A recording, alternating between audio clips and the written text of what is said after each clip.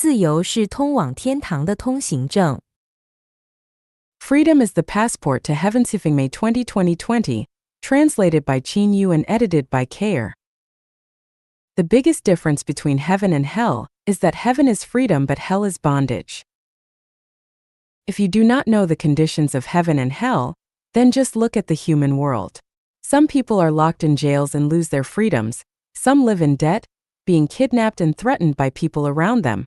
Although their bodies are free, their hearts are controlled firmly by responsibilities, obligations, and emotions. This is like living in hell. Some are not fettered by kinships, have no debts to pay, have no worries about eating, clothing, living, transportation, life, old age, or death, nor do they assume any responsibilities or obligations. They begin their work at sunrise and their rest at sunset, being transcendent from vulgar, secular society, and have freedom of their bodies and souls. In the mortal world, the freer people are, the less restrained they are. The more constrained they are, the more restrained they are.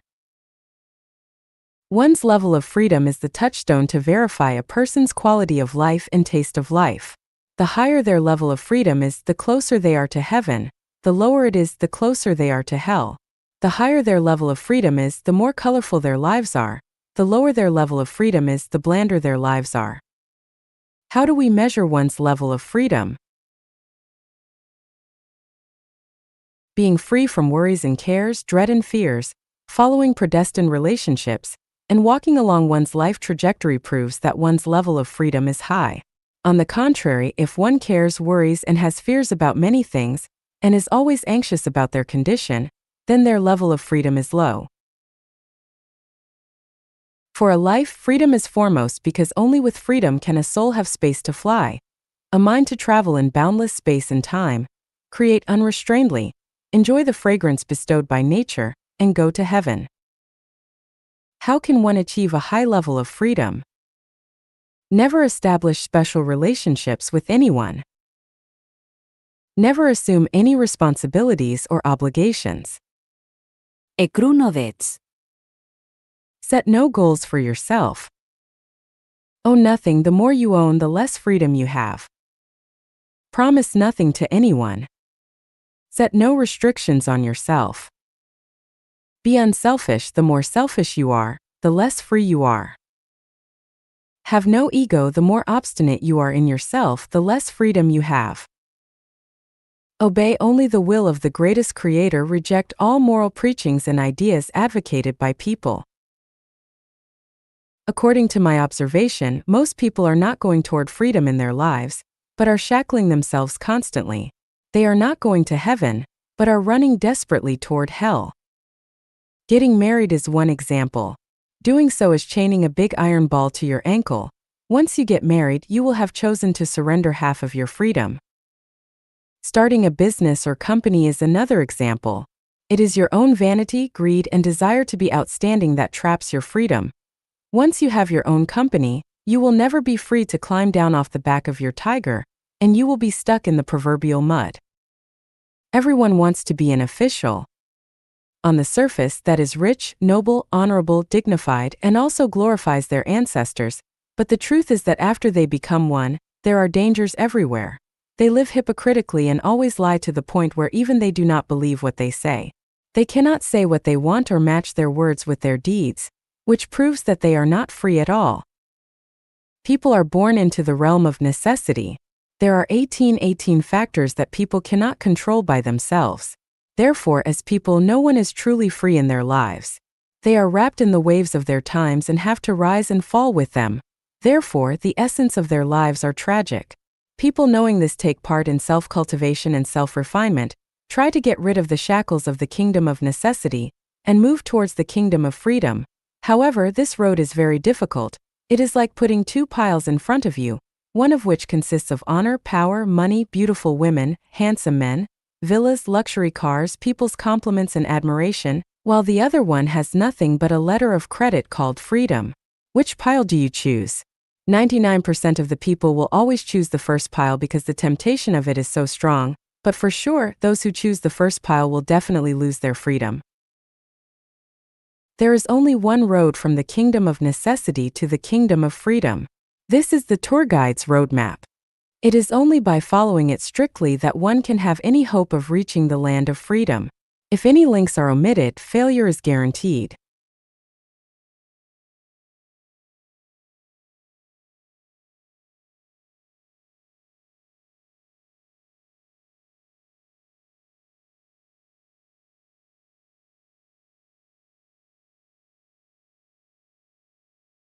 乘禅院草的唯一目的是自成正果。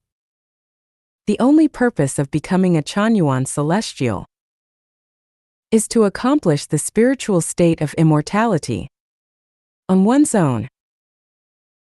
Xiefeng, December 4, 2011, translated by Treasure and edited by Care. A spiritual state of immortality is peerless, correct, and perfect enlightenment, also the most perfect end result. To accomplish the spiritual state of immortality on one's own means that after being tested by desire, anger, ignorance, jealousy, and pride, and surviving calamity and hardship, one can finally acquire enlightenment and perceive nature, realize the secrets of life and life, then achieve Buddhahood fruit or the super-celestial being fruit, reach the celestial islands continent of the Elysium world, be free from the samsara and free from all confusion, and enjoy the boundless joy and pleasure of life.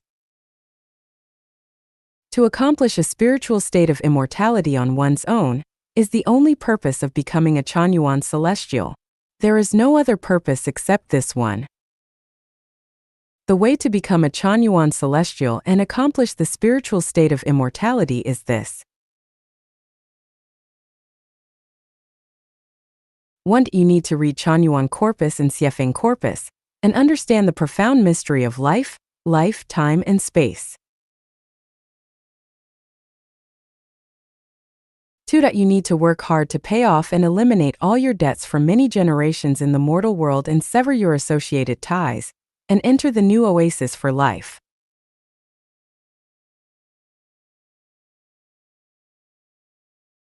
3. You need to take part in the construction of the new oasis for life, clean up the dust and dirt from your soul garden and beautify it by doing formless almsgiving, free yourself from the universal gravitation of life in the mortal world, accumulate merits and virtues, and finally leave for the 1,000-year world, the 10,000-year world, or the celestial islands continent of the Elysium world. In order to accomplish the spiritual state of immortality, you must observe strictly the roadmap of the guide, otherwise it will be hard to accomplish the spiritual state of immortality. Therefore, you will not pursue any of the following 8 purposes anymore. 1. No longer pursue other roads but only take the way of the greatest creator. 2. No longer pursue money, power, status, fame, or have lust, but abandon your ego and achieve the realm of freedom from ego and freedom from form. 3. Do not educate others or deliver any beings from torment anymore, but concentrate on your own achievements. 4. Do not participate in any other activities or organizations anymore, but act in accordance with your nature and unite with Tao. 5. Never show yourself off, but live and work earnestly and faithfully by following the teachings of Jesus Christ and Buddha Sakyamuni.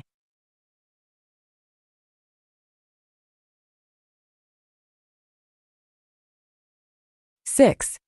Never attempt to achieve vigorous careers, have ambition, be competitive with a secular government, or turn against any person, organization, or group, but accept things as they are, cherish the present, thank everyone, and remain humble. 7. No longer argue, debate, quarrel, fight, scramble, or struggle for anything or with anyone, but be flexible and act tactfully, knowing to smile to the subtle metaphysics, and learn all the secrets. 8. Do not consider yourself as someone great or extraordinary anymore, but as the humblest, most ordinary, most common life in the world. Therefore, after entering the new oasis for life, you need to 1. No longer pour out your woes or complaints, but build up your own soul garden. 2. No longer display yourself anywhere, but endeavor to pursue doing your duty at a first-class level of quality. 3. No longer bother with others or regard other people's business, but concentrate on your own perfection.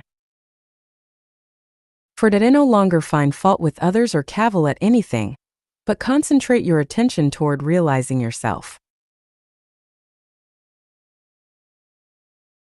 5. No longer carp at educate or guide others, but implement the theory which you have learned into your own words and behavior. Concentrate on whether every little thing you do is accord with the teachings of gods, Buddha, celestial beings and sages, and not be concerned with others. 6. No longer pursue material interests and comforts, but pursue the abundance of the spirit and soul. 7. No longer discuss or comment on others, nor stir up enmity and make mischief, but pursue coexistence in harmony with every brother and sister. 8. Be a simple and honest person, not a shrewd and capable person. Be a sincere and frank person, not a scheming and defensive person. Be a natural person who can spontaneously play a game or have fun like a child, not a sanctimonious little hypocrite whose flattering lips speak with deception. The self-cultivation and self-refining in life at Chanyuan are different than any other kind in history. The traditional forms of self-cultivation and self-refining do not work in life at Chanyuan. This is full coordinate and holographic self-cultivation and self-refining. To be a Chanyuan celestial, you must rid yourself of inherent consciousness, thinking, and habits, but realize yourself with the whole new thinking and the whole new way, then accomplish the spiritual state of immortality.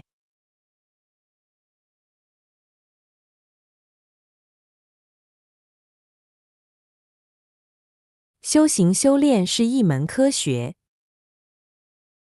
Self-improvement and self-cultivation is a science. Jiefeng. January 18, 2022.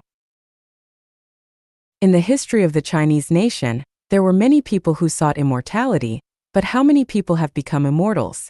It is very rare. In the history of the Chinese nation, there were many people who studied Buddhism, but how many people have become Buddhas? Very few. In the history of the Chinese nation, there were many people who learned Qigong and wanted to obtain supernatural powers, but how many people have obtained supernatural powers? Just a drop in the bucket. Why there are so many who learn but only a few who succeed? The core factor is that everyone regards self-improvement and self-cultivation as a form of metaphysics rather than a science. Laws, verification, and methods are the three elements of science. To self-improve and self-cultivate, one must first determine the purpose. If there is no definite purpose, it is like a leaf blown by the autumn wind in the wilderness. Then one must find the law to reach the destination, which can also be called a roadmap. If you cannot find the law roadmap, you can only practice blindly. After finding the law roadmap, you need to verify it. You can verify it on yourself or on others. What do you verify? You verify that the found law roadmap is correct and effective.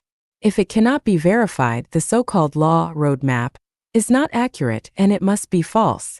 If the law is proven to be correct, it is necessary to find the way and the method to reach the destination according to the law.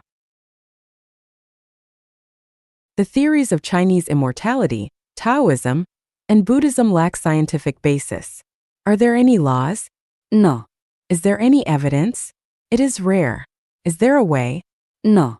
Of course, you can say that there are 84,000 ways, or that all roads lead to Rome, but 84,000 ways and all roads do not necessarily lead to the destination, and it is also possible to walk to a destination that is 1,000,000 miles away from the original objective, or even to do the opposite. Shakyamuni Buddha taught the Dharma for 49 years and finally found that the Dharma could not be expressed in words, and finally had to hold a flower and smile, and created the Zen of avoiding reliance on written words, but on its transmission from heart to heart. This deviates even more from scientific principles. What is Zen? What is the heart? It is totally impossible to give it a scientific definition and quantification. Chinese culture as a whole lacks the spirit of science. For example, Wang Yangming's philosophy of mind mainly focuses on these 3 points, namely, mind is principle, the unity of inner knowledge and action, and the extension of innate knowledge. How can there be any scientific elements in this?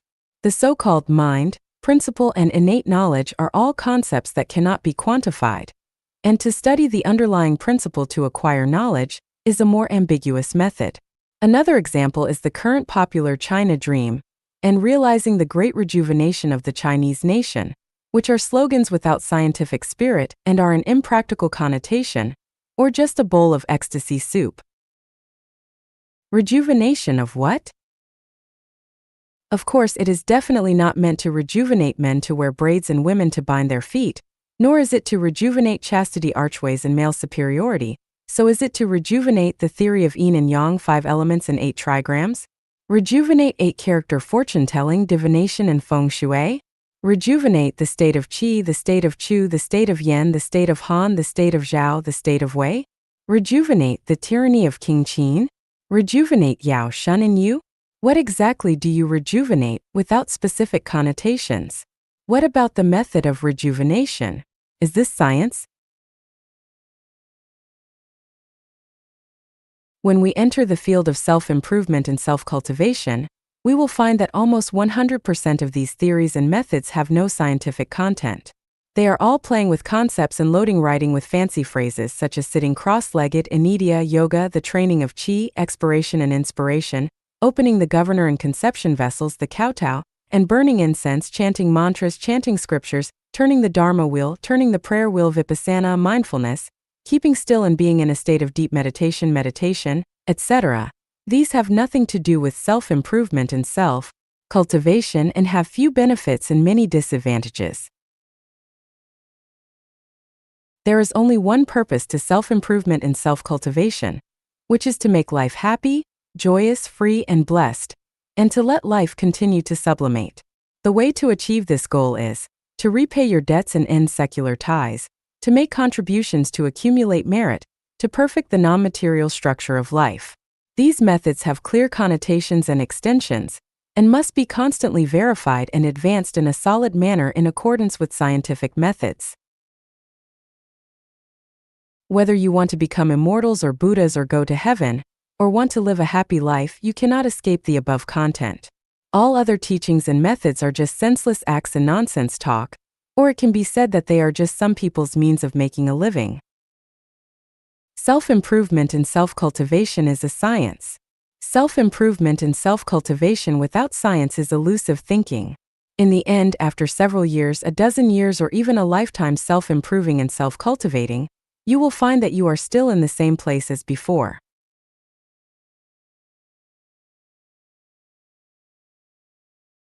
死心才能走远路。 Only by leaving everything behind can we go far. Jiefeng. October 29, 2022.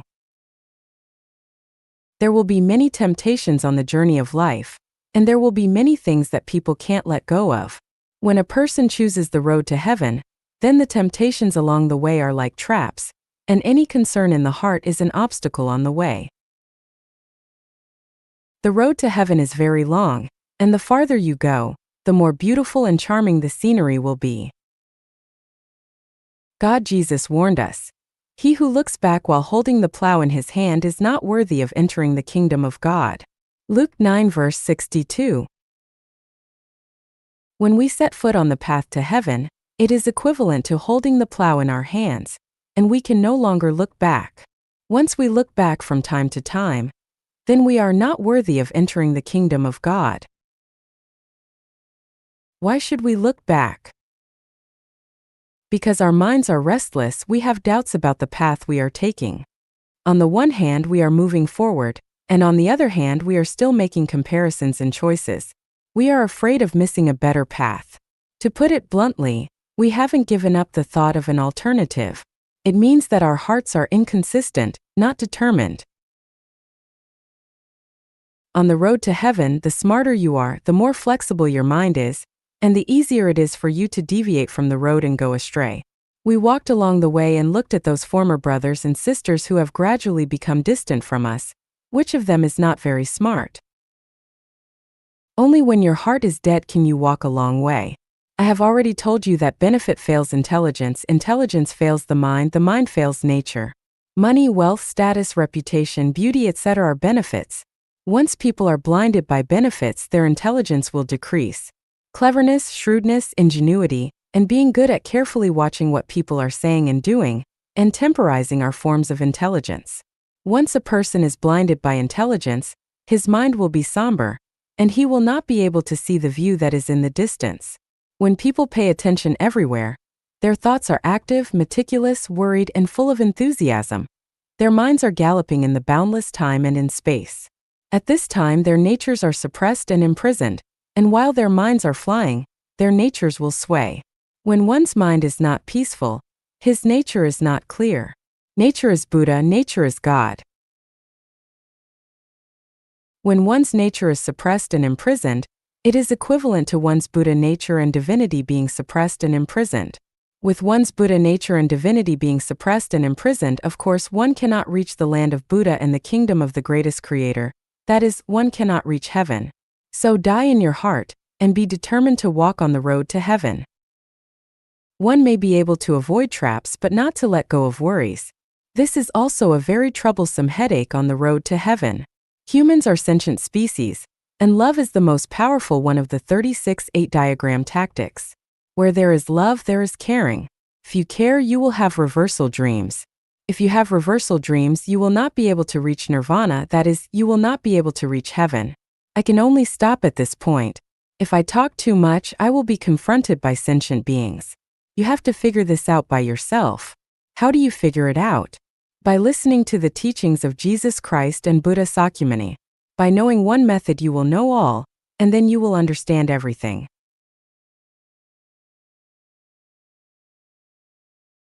If you want to go a long way, you need to be determined to give up other ideas. If you just want to enjoy the present, you need to be vigilant.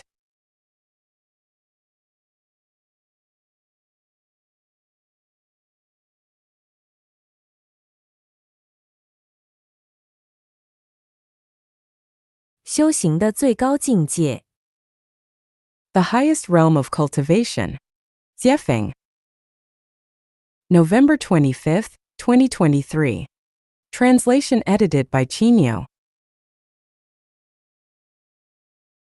The following story, I have forgotten its source perhaps, it was told by my English Bible teacher more than 20 years ago, or maybe I read it in the American Reader's Digest.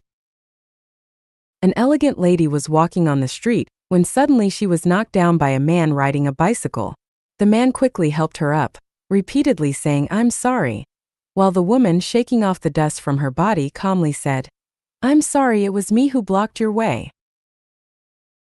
When someone is knocked down from behind, they would typically either sternly reprimand the man or demand hefty compensation for the mental and physical injuries. But this woman not only did not get angry, blame, or demand anything, she calmly said, "I'm sorry, it was me who blocked your way." Her words implied that the man was right, and the one who was knocked down was wrong. What kind of realm is this? I believe this is the highest realm of cultivation, and cultivators should take this lady as a role model.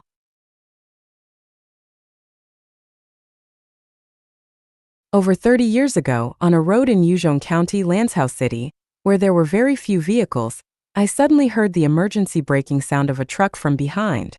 Turning around, I saw the truck driver sticking his head out of the window and shouting loudly at a man riding a bicycle, "Are you looking to die?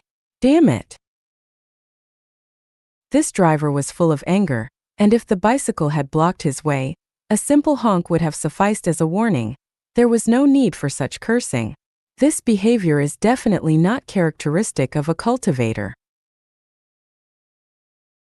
Cultivators adhere to certain ethical standards. They refrain from scolding, hitting, hurting, annoying, harming, or provoking others.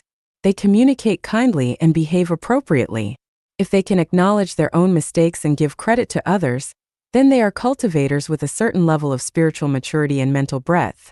If they are willing to sacrifice their own honor, dignity, property, status, or even their lives to protect the honor, dignity, property, status, or lives of others, then they have reached the highest realm of cultivation.